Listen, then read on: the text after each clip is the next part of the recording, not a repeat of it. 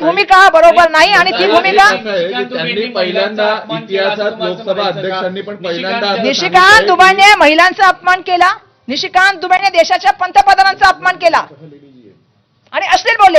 एका ठिकाणी सांगायचं मॅगझिन अलाउड नाही, पुस्तक अलाउड नाही, हे अलाउड नाही, ते अलाउड नाही. तुम्ही काल पंतप्रधानांच्या खुर्चीजवळ गेल्या होत्या तेव्हा दुबे तिथे होते का? मग तुम्ही दुबेंशी काय बोलण्याचा तेव्हा प्रयत्न केला का? हे बघा, मी एक गोष्ट सांगते तुम्हाला, आपण सगळेजण जिथे इथे बसलेलो आहोत ते संविधान लोकशाहीमध्ये मांडणारी मंडळी आहोत. लोकशाहीने दिलेल्या अधिकारांचा आम्ही वापर करू शकतो, संविधानिक हत्याराचा आम्ही वापर करू शकतो. आम्ही बॅनर घेऊन उभं होतो, बॅनर घेऊन उभं होतं तर यायचं होतं. आमच्याकडे काय हत्यार होतं का मारायला? काचेच्या बांगड्या होत्या असं काही? आता काचेच्या बांगड्या हातामध्ये घातल्याच नाहीत बाबा, लग्नानंतर कधी घातल्या नाहीत. आणि मला हे सांगायचं की ज्या महिला काचेच्या बांगड्या घालतात त्यांचा मी सन्मान करते. महिला हातामध्ये बांगड्या घालतात, पण त्या बांगड्याचा अर्थ असा होत नाही की कोणाला मारायसाठी घालतात. त्या त्यांचं सौभाग्याचं लेणं म्हणून घालतात. लोकसभा अध्यक्षांनी असं पण म्हटलंय, औपचारिकरित्या म्हणलंय की महिला खासदार आल्या त्याच्यामुळे पंतप्रधानांना येऊ नका असं मी सांगितलं. काही अनुचित का प्रकार सांगितलं? म्हणजे स्वतः अध्यक्षांच्या मनातच काहीतरी आलं काय? शारीरिक हल्ला होईल असं त्यांचं म्हणणं अरे होतं. मी ते वापस एक बोलते, शारीरिक हल्ला कसा होणार? कसा होणार? तुम्ही मला असं विचार करून सांगा. 25 वर्षाच्या राजकारणामध्ये किती लोकांना शारीरिक हल्ला केला?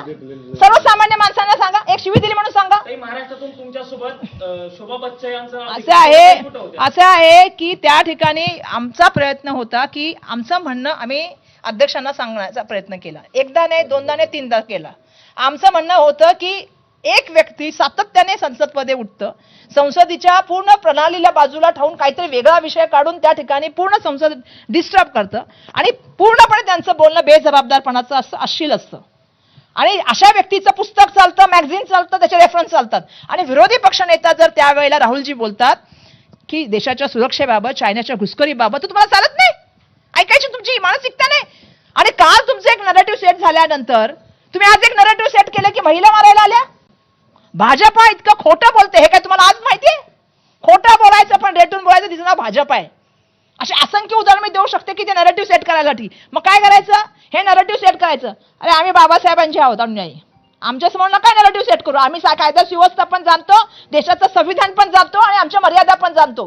पण मर्यादा बरोबर आम्ही हे पण जाणतो, एखाद्या व्यक्तीचा अन्याय करत असेल तर ते अन्याय सहन करणं सुद्धा महापाप आहे. हे आम्हाला बाबासाहेबांनी शिकवलंय आणि ते घेऊन आम्ही पुढे जात आहोत. एक फोटो लोकसभेतला पुढची भूमिका आमची हीच आहे की सत्य बोलण्याचं काम आम्ही मागे केलं.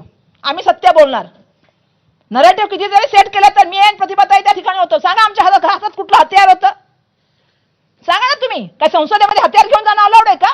इंदिरा गांधी म्हणजे तुम्ही ज्या वेळेला काही बोलू शकत नाही महिलांच्या मध्ये, तर तुम्ही त्यांच्यावरती असं करणार? सांगा. आम्ही दोघी पण लोक म्हणजे आमदार